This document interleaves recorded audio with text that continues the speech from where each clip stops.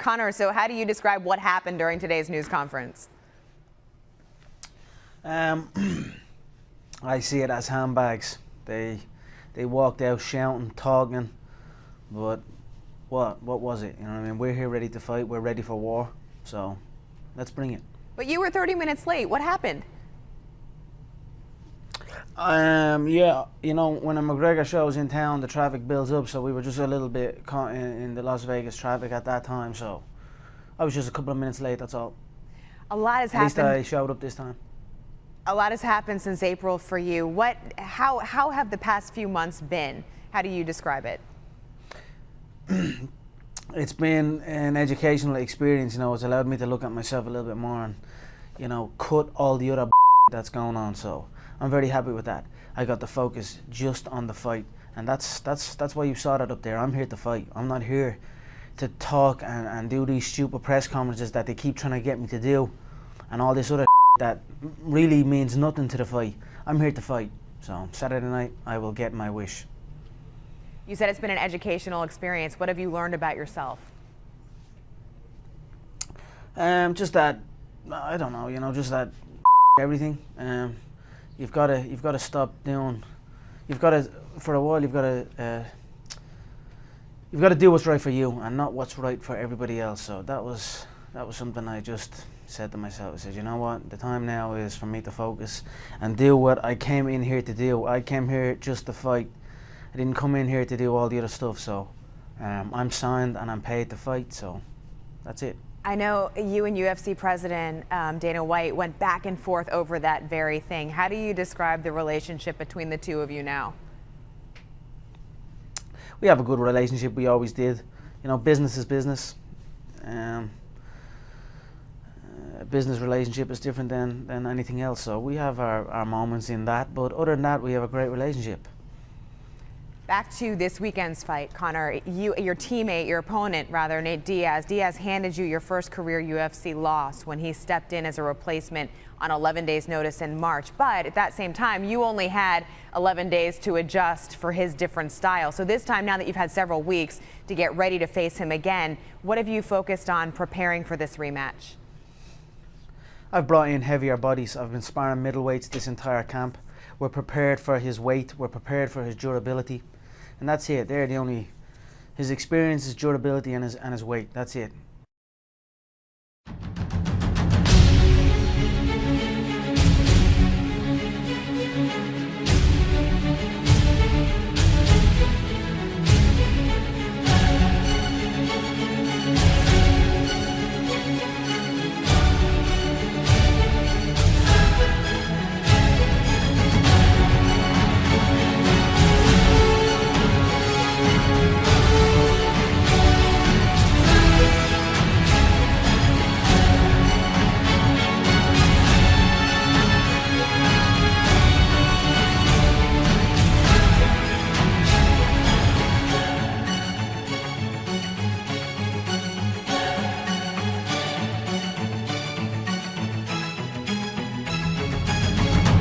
Ich träume und die Welt erzittert.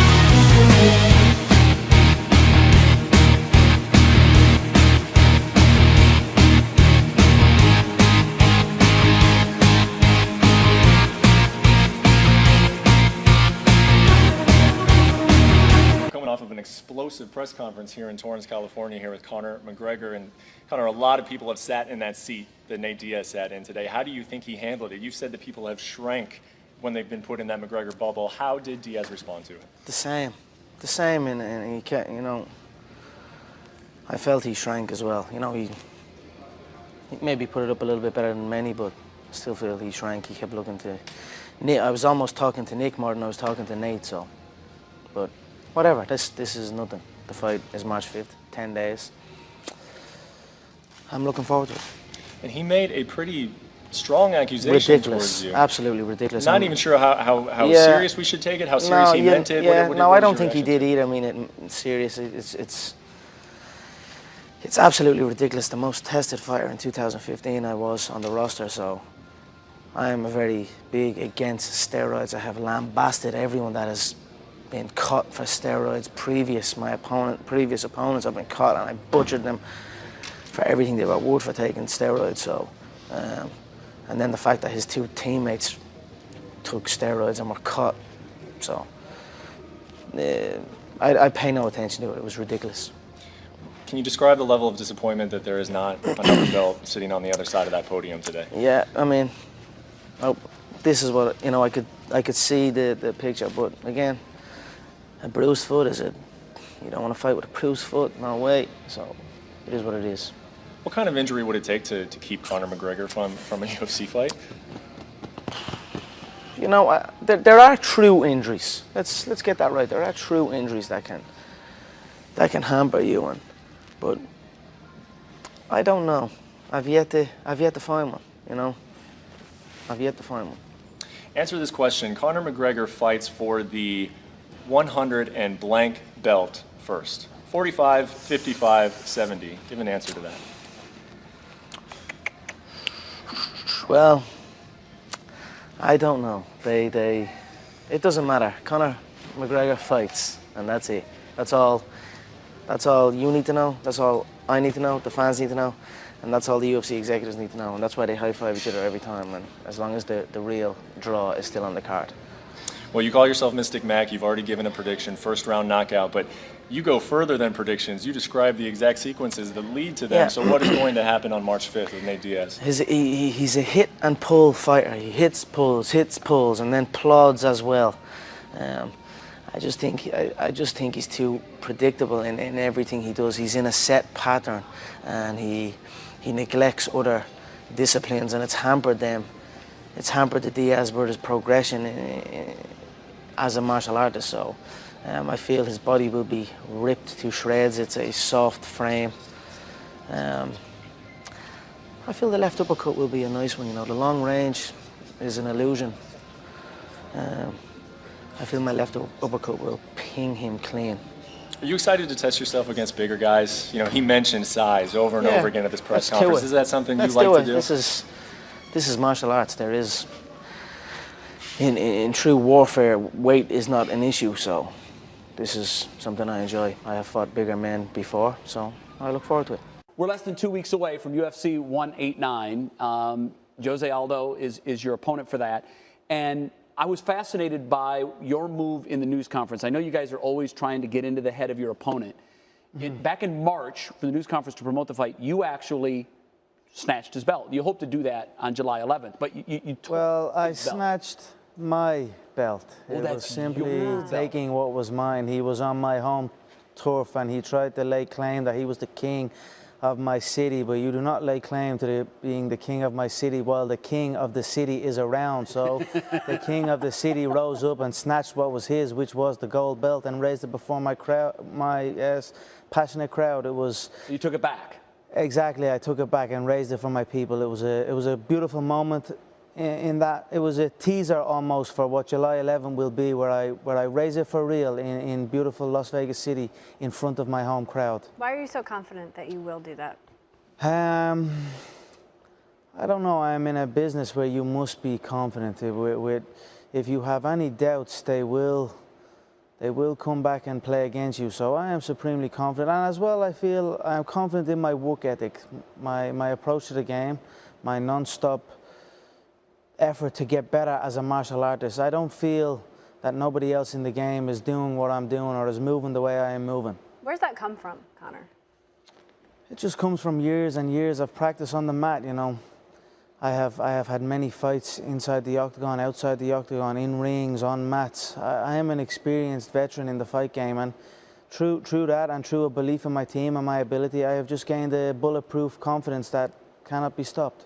Are you big on predictions?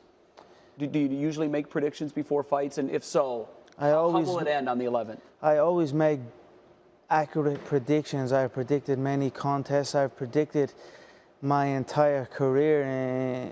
You know, I predict the future.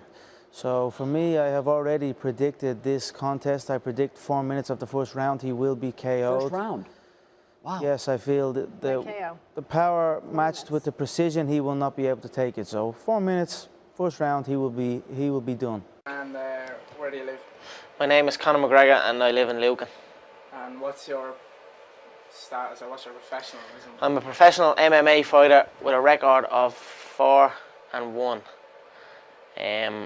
I'm an up-and-coming fighter, and without a doubt you will see me on the UFC in the near future, without a doubt.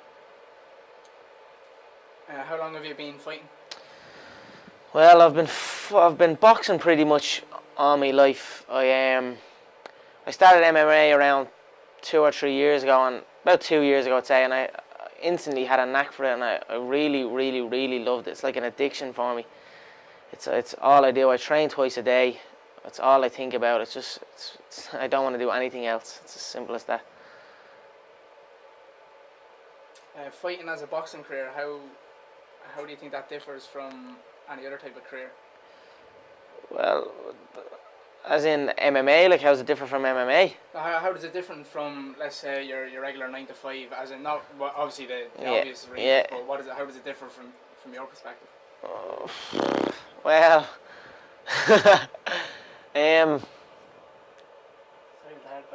that's a really hard question, isn't it? Well, statistically. How does it differ? Jesus. Well, it differs. I don't know. Like, did you ever have, like, what did you work as before you I was a plumber. I was an apprentice plumber. I did a year in that, and it just wasn't for me. You know, it's either all or nothing in the game I'm in. You have to. If you're not training twice a day, if you're not dedicated, you're not going to go anywhere. So I felt I had enough talent, enough dedication, enough love for the sport that it was time to pack up my job and chase my dream, and that's what I'm doing, and that's pretty much it. And what is your dream? My dream is to be world lightweight champion in the UFC, have more money than I know what to do with, and have a great life for my kids, my grandkids, everyone in my family, everyone that's come up with me. That's my dream. My dream is to be number one, pretty much. My goal is number one MMA. Cool. And where are you training out of, or where are you fighting out of? I'm training in Straight Blast Gym in Walkinstown, on the Long Mile Road there. My coach is John Kavanagh. I train with top class fighters, Thomas the Tank Egan, Ash the Bash Daly, Rowdy Owen Roddy, Rob the Dog Quinn. Train with all the top guys there. I also box. I still compete boxing. I box in Crumlin Boxing Club. It's an amateur boxing club with a pro team, as such pros as Ian Thames, Stephen Ormond, excellent pros. I train down there as well. I train there Mondays, Wednesdays and Fridays, and then every other day SBG, honing my MMA skills. What's your favourite discipline in MMA? What do you like most about MMA? Well, I just to be honest, I love it all. It's everything. I'm not one of these guys. I love me boxing. I love grappling. I love every last bit of it. It really is the number one sport, and there's nothing out there like it. I don't care what boxers or Thai boxers or wrestlers or any of these type of guys say. They all know it. MMA is number one, and UFC is the top organisation. It's as simple as that. It's the best out there. It's overtaken boxing. It's better than anything. What would it mean to you to live your dream and fight in the UFC? Words can't even describe that. I'm training so hard. My game is coming along. I will be where I want to be. I'm 100% confident that I will make it to the top. I have the skills. I have the dedication, and it's something I really want. So words can't even describe, but it will happen, and I'll let you know when it happens. With the year 2008 just about out, looking back on your fighting career and your training, how was it been for you? The start of the year was my first year full-time training. I started full-time training in January, I'd say. Training twice a day, every day. My preparation